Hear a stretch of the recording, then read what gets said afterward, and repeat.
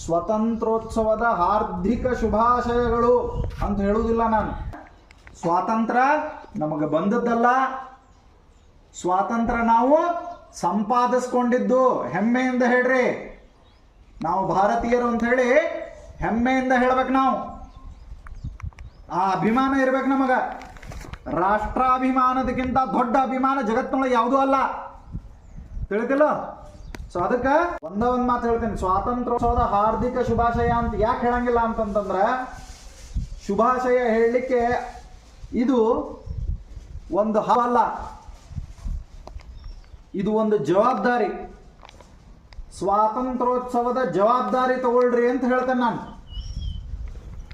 ವಾಟ್ಸಪ್ನಾಗ ಇವತ್ತಿನ ದಿವಸ ದೇಶಭಕ್ತಿ ಹೆಂಗಾಗ್ಬಿಟ್ಟದಪ್ಪ ಅಂತಂತಂದ್ರೆ, ವಾಟ್ಸಪ್ಪಿಗೆ ಫೇಸ್ಬುಕ್ಕಿಗೆ ಸೀಮಿತ ಆಗ್ಬಿಟ್ಟದ, ಇನ್ಸ್ಟಾಗ್ರಾಮಿಗೆ ನಮ್ಮ ದೇಶಭಕ್ತಿ ಫಿಕ್ಸ್ ಆಗ್ಬಿಟ್ಟದ. ಫೋಟೋ